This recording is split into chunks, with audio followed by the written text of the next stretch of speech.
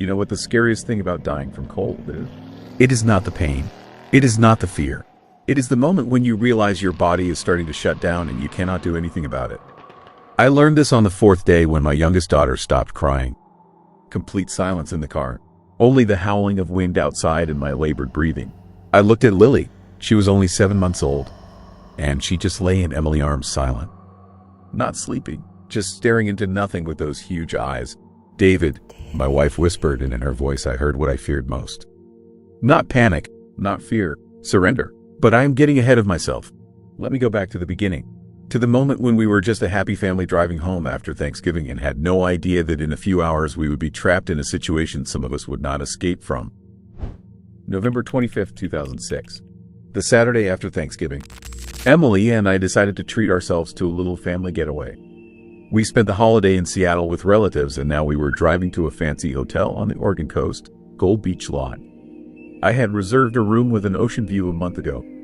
I imagined us walking on the beach, Sophie, our 4-year-old, collecting seashells, and Lily falling asleep to the sound of the waves. Perfect plan. Absolutely perfect. The problem started around 3 in the afternoon. We were driving south on I-5 and I missed the exit. Just got caught up talking to Emily about something, looked at the mountains in the distance, and bam, drove right past it. No big deal, I said, pulling out the map. Remember paper maps? This was before GPS became everywhere. I had a smartphone. I worked as a tech journalist at CNET, always obsessed with gadgets, but the signal here in the mountains was unstable. I looked at the map, saw a shortcut through the mountains. Bear Camp Road. Looked like a regular road connecting I-5 to the coast. It was marked as passable on the map. Look, I showed Emily. We can cut through here. Save over an hour. She looked at the sky. It was getting dark even though it was only 4 in the afternoon. November in Oregon. Clouds hung low, heavy gray. You sure? Looks like snow. We are in a car, I answered. We have a full tank.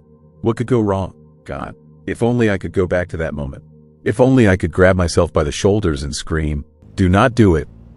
Take the main road. Being a couple hours late is not the end of the world. But I could not, and we turned. Bear Camp Road started out normal, paved fairly wide, even pretty in places, pine trees on both sides, mountains in the distance. Sophie fell asleep in the back seat. Lily was quietly sucking her pacifier. 20 minutes later, the pavement ended. Gravel road, I said as cheerfully as possible. That is normal. Lots of mountain roads are like this. Emily did not answer, just stared ahead. Half an hour later, it started snowing. Light at first, even beautiful. Big soft flakes that melted when they touched the windshield. Sophie woke up and shouted happily, "Snow! Daddy, look, snow!" I smiled at her in the rearview mirror, but my hands gripped the wheel tighter. The snow got heavier. The road got narrower. I turned the wipers on full blast, but visibility dropped by the minute. Pine trees on both sides stood in a solid wall. I could not see the mountains anymore, could not see the sky, just white curtain ahead of us and dark silhouettes of trees. David, maybe we should turn around. Emily's voice was calm, but I heard the tension. Road is too narrow. Nowhere to turn around. Let us just keep going. We should reach the main highway soon. A lie. I had no idea how far to the highway. On the map, it looked like a short distance, but the map did not show that the road would be a winding mountain trail where you could not drive faster than 20 miles an hour. It was around 6 in the evening when we saw a fork. There was no sign, just a fork. One road went straight, the other left up the slope. I stopped the car, got out the map, but in the dome light it was useless. Too small scale to show such details. Straight looks like the main road, Emily said. But straight, the road went down into darkness, and something about that did not feel right to me. The left road went up, and I thought, makes sense, right? We are in the mountains, need to cross the ridge to descend to the coast. I turned left. This decision will kill me in 9 days. The left road, later I will learn it was called BLM Road 34836, a bureaucratic number for a forest road almost no one used, got narrower and steeper. There was already 4 inches of snow. Our Saab 9-2X, a good car but not an SUV, started spinning on the climbs. I shifted to first gear, pedal to the floor, and we slowly crawled upward. Daddy, I am scared, Sophie said. It is okay, sweetie. Just a lot of snow. We will get through soon.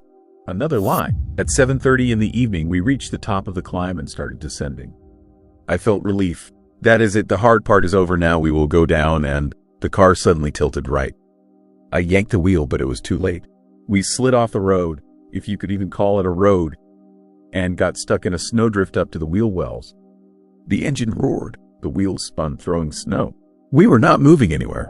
I tried reverse. Nothing. Tried rocking the car back and forth. Nothing. Lily started crying. That piercing baby cry that goes through you like an electric shock. Okay, I said, looking at Emily. Okay. Do not panic. We have a full tank. I will go outside, look, maybe I can push. I opened the door and the wind almost ripped it off the hinges. The cold hit my face like a slap. This was not just cold, this was something alive, evil, trying to get under my jacket, into my eyes, into my lungs. It was -15 outside, with the wind chill all of 30 below. Snow was falling so thick I could not see more than 5 feet. I walked around the car. The right side was buried up to the doors in a snowdrift. Same in back. We were sitting in a snow pit. I tried pushing. Emily gently pressed the gas from inside. The wheels spun, pelting me with snow. The car did not move an inch. 10 minutes later, I came back inside, covered in snow, shaking from cold. It is not working? Emily asked, though my face made it clear. Tomorrow. We will try tomorrow. When it gets light, everything will be easier to see. Maybe the storm will die down. I was lying to both of us. We turned the heater on full blast. Got everything from the trunk that could warm us. Blankets, jackets, even spare clothes. Wrapped the girls up like Eskimos. This is an adventure, Sophie said, having calmed down. Like in a movie. Exactly. I smiled. An adventure. I looked at my phone. 0 bars. Of course. It was 8:47 p.m. November 25th, 2006. We thought we were stuck for a few hours. A night at most. We had no idea that the next 9 days would become the longest nightmare of our lives. I did not sleep all night. Could not. Every time the engine started dying, I would restart it. We could not afford to freeze. The temperature outside dropped to -20. Emily dozed in fits, pressing both girls to her. I watched their little chests rise and fall under the blankets and repeated to myself like a mantra, everything will be okay. In the morning, we will get out. In the morning, everything will be fine. Dawn came around 7 in the morning. More precisely, a gray half-light that barely penetrated through the snow-covered windshield and dense clouds. The blizzard had not died down. If anything, it got worse. Gas? Emily said quietly, pointing at the dashboard. The tank was half empty. In one night, we had burned through half the fuel. I quickly calculated in my head. If this continues, we have enough for one more night. A night and a half max. All right, I said as confidently as possible. So we need to be smarter. We will run the engine for 15 minutes every hour. Warm up and turn it off. What if we freeze between runs? We will not freeze. We have blankets. We will huddle together. I opened the door and went outside. During the night, another 2 feet of snow had fallen. Our car was now almost completely buried. Only the top of the roof and windows were visible. I started clearing snow with my hands. Tried to dig out the car, create at least some space around the wheels. But the snow kept falling, covering everything I cleared. It was useless. 40 minutes later, I came back inside, completely exhausted, my hands numb to the elbows, even in gloves. They will find us, Emily said, looking at me. Right? We had a hotel reservation. When we do not show up, they will worry. Of course. I nodded. Of course they will find us. But inside, a cold, sickening certainty was growing. The hotel was expecting us last night. When we did not show, they just canceled the reservation. Maybe did not even think twice about it. People constantly change plans when they cancel. Our parents knew we were driving home, but did not know the exact route. They thought we were on the main highway. Might think we decided to stop somewhere along the way. It would be a day, maybe 2, before anyone really got worried. Let us try the phones, I said. My iPhone and Emily's phone both showed no signal, but I turned them both on and held them up to the roof, hoping to catch even the slightest signal. Nothing. We were completely cut off from the world. By the 3rd day, the food was gone. We had leftovers from Thanksgiving, some turkey, a couple sandwiches, fruit cookies. Baby food for Lily, bottles of water. That lasted 2 days if we ate sparingly. On the 3rd morning, there was 1 bottle of water left and 3 cookies. For the girls, Emily said. Give everything to the girls. What about us? I am breastfeeding Lily. I need water, but not much food. And you are strong. I looked at the cookies. 3 of them. So small, pathetic. Sophie looked at me with hungry eyes, but did not ask. She already understood something was wrong, that we were in trouble. Daddy, when are we going home?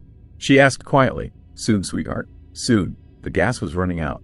We switched to a schedule engine for 10 minutes every 2 hours. Between warm-ups, the temperature in the car dropped to -5, -10. We sat huddled together under all the blankets we had and just waited for the next cycle. Cold does strange things to the mind. It slows thoughts, turns time into a viscous substance. Hours stretch like years. You start to doze but cannot really sleep because your body demands movement to generate heat. I did push-ups in the back seat. Waved my arms. Massaged Emily and the girl's legs to keep circulation going. Sophie asked, "Daddy, why is not anyone looking for us?" That was a gut punch. "They are looking, sweetie. Just lots of snow. They will find us soon, you will see." That night, the third night, when the gas was almost gone, I made a decision. "Tires," I said to Emily. "What?" "We will burn the tires. For heat." She looked at me like I had lost my mind. "David, we cannot burn tires inside the car. The smoke will kill us." "Not inside. Outside. I will cut off a piece, light it next to the car. Crack the doors so the heat comes in." It was an insane idea. Desperate. But we had a couple hours of gas left max. I climbed outside with a knife, a small Swiss Army knife, the only tool I had. Started cutting the spare tire. The rubber was hard frozen. The blade slipped, barely leaving scratches. My hands were shaking from cold. I cut until finally I cut off a piece the size of a plate. Found a lighter in the glove box. I did not smoke, but the lighter was always there in case I needed to start a fire on a hike. Lit the rubber. It caught fire with black acrid flames. The smoke was terrible. Toxic choking. But there was heat. Precious life-saving heat. I cracked open the back door, directed the heat inside. Sat outside feeding the fire with pieces of rubber, inhaling poisonous smoke, but at least for a while we were warm. On the fourth morning, Lily stopped crying. That was the scariest thing. Babies cry. That is what they do. When they are cold, hungry, uncomfortable, they cry. It is their way of communicating, surviving. When a baby stops crying, it means they are giving up. Emily held her in her arms, tried to breastfeed, but I could see there was almost no milk. Emily herself had barely eaten or drunk for 3 days. Her body was shutting down non-essential functions. "She needs a doctor," Emily whispered, and tears ran down her cheeks. "David, she needs help. Now." Sophie lay wrapped in blankets, listless and quiet. She did not ask about food anymore, just stared into nothing. I got out of the car. The blizzard had died down a bit. Snow was still falling, but not as thick. I could see 30 feet ahead. I stood on the roof of the car and screamed at the top of my lungs. "Help. Is anyone out here? Help!" My voice was swallowed by the white void. No echo, no answer, just the howling of wind in the pines. I screamed until I was hoarse. Screamed until my voice turned to a rasp. Nothing. We were alone. Completely, utterly alone. I came back to the car. Looked at my family. Emily with empty eyes, rocking motionless Lily. Sophie curled up in a ball, shivering even under 3 layers of blankets. And made a decision. I'm going for help. Emily looked at me. "What?" "I will walk. There must be a road to town, something. I will get there and bring help." "David, no. You do not know where to go. The blizzard. You will freeze. If I stay, we will all freeze. We have no gas. No food. Lily is getting worse. We have no choice." That was not quite true. There was a choice. Stay together, wait for rescue, hope they would find us in time. But I looked at my daughters and understood. We cannot wait. Time is running out. Lily has maybe a day or two. No more. I looked at the map. I continued. There was a town. Right here. If I walk down the road, maybe 5-6 miles. I will get there in a few hours. Bring help by evening. Emily was silent, then slowly nodded. Take everything warm we have. I gathered things. 2 jackets, one over the other. Gloves. A hat. A scarf wrapped around my face. Sneakers. Not the best footwear for snow, but there was nothing else. Left Emily all the food and water. Took only a bottle of water for myself and the lighter in case I needed to start a fire. Hugged Sophie. She whispered, "Daddy, do not go. I will be back, sweetie. I promise. I will bring help." Kissed Lily on the forehead. She was so small, so fragile in Emily's arms. Kissed Emily. "I love you," I said. "I know. Go and come back for us." I climbed out of the car. It was around 2 in the afternoon, November 29th, the 4th day. I looked down the road, a white corridor between dark pines leading nowhere. Took the first step, and another. I was walking for help. I did not know then that I was walking to my death. The first hour was normal, even encouraging. I walked down the road and it made sense. Down means toward the valley, toward civilization. The snow was deep but packed on the road. I could walk fairly quickly, probably 2 miles an hour. 5 miles. I repeated to myself. 3 hours of walking. By 5 p.m. I will be in town. But the second hour showed me how wrong I was. The road forked. Again. No signs. I looked at the map, but it was useless at this level of detail. The left road went uphill. The right. Downhill. Logic said. Right. Downhill. Toward the valley. I went right. 30 minutes later, the road led me to the edge of a cliff. A steep descent 200 feet to a stream below. Dead end. I turned around. Went back. Lost an hour. Now it was 4 in the afternoon, getting dark. I went down the left road. It went uphill, which was illogical, but there was no choice. Climbed for an hour. My legs burned with fatigue. I had not eaten in 3 days. Barely any energy left. Each step got harder. Finally, the road started descending. I felt relief, and then the road ended. Just ended. Ahead was only a wall of trees and snow. An abandoned forest road, leading nowhere. I stood there in the darkening forest, realizing I was completely lost. Panic started rising in my chest, squeezing my throat. I turned around, tried to go back, but in the dark, everything looked the same. Where was the road? Where was I? I heard the sound of water, a stream, flowing water. I remembered something from childhood, from survival books. If you are lost, follow the water. Streams lead to rivers. Rivers lead to people. I went toward the sound. I spent the 5th and 6th days in Big Windy Creek Canyon. I descended to the stream and walked along it downward. The logic was simple. Water flows down, so it will lead me to low ground, to civilization. But the canyon was a trap. The walls got steeper. The stream turned into waterfalls I could not get around. I scrambled over rocks, got back up. My clothes got soaked from spray and snow. My feet went numb in sneakers that turned into blocks of ice. I could not feel my toes anymore. Could not feel my fingers. My face burned with frostbite. But I kept going, because stopping meant dying. And because somewhere out there in a car buried in snow, 3 people were waiting for me who depended on me. The 6th night was the worst. I could not start a fire. Everything was wet. The lighter got damp and would not work.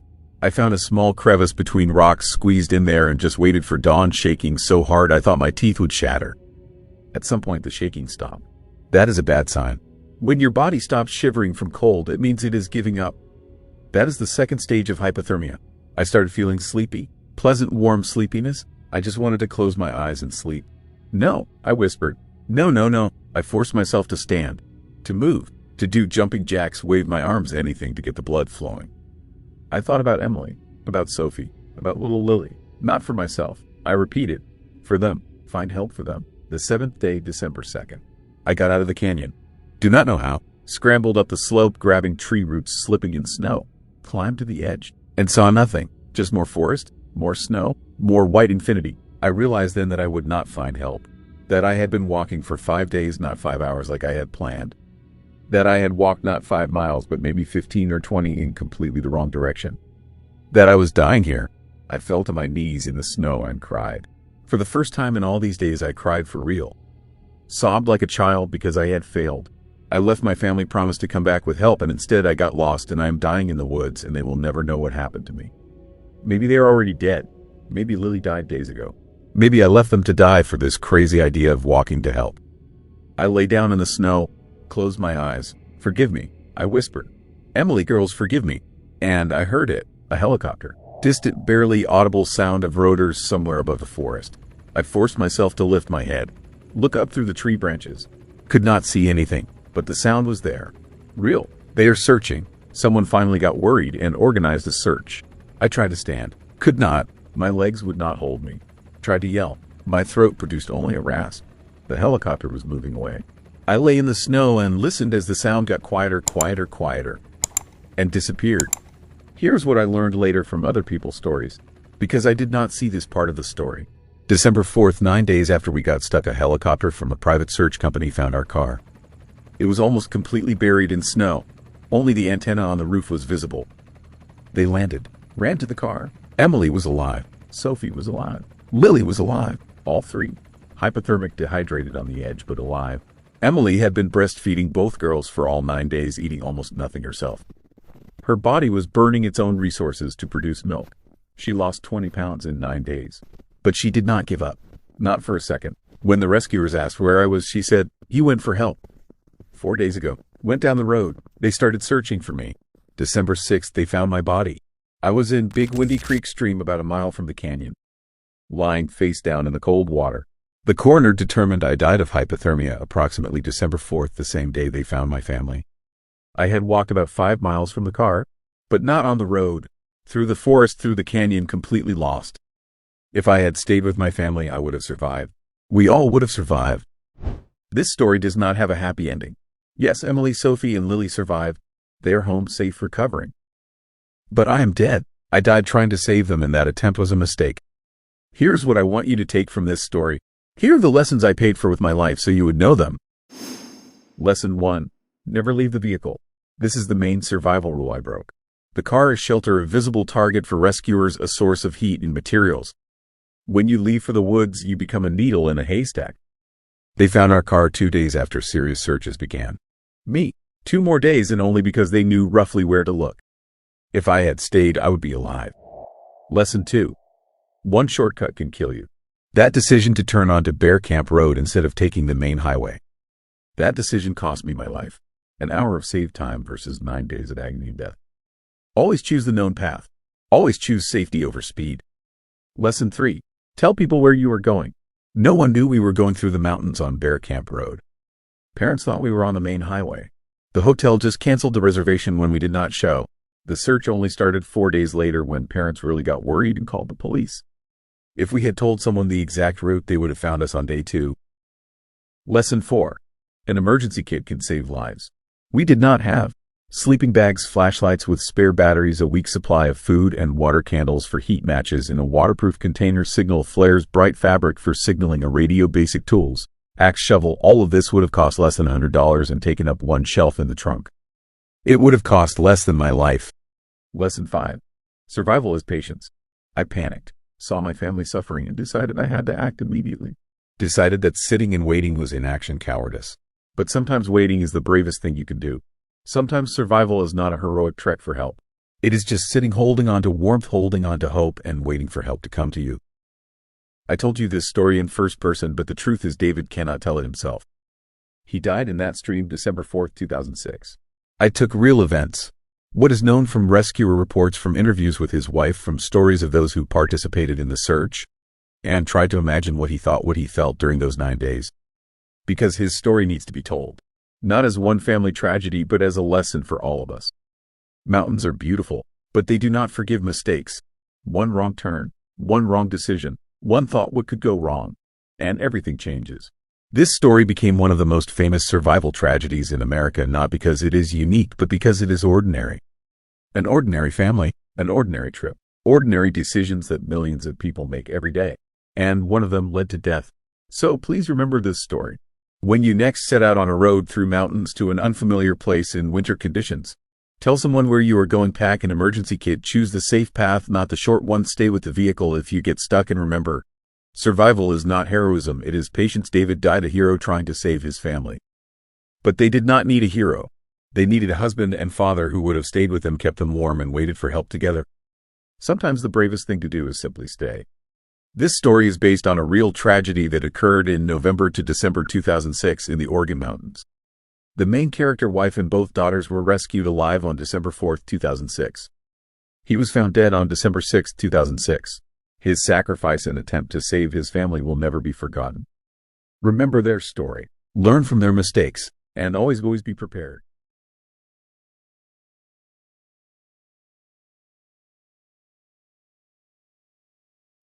Thank you for watching, guys. See you in next video. Bye bye.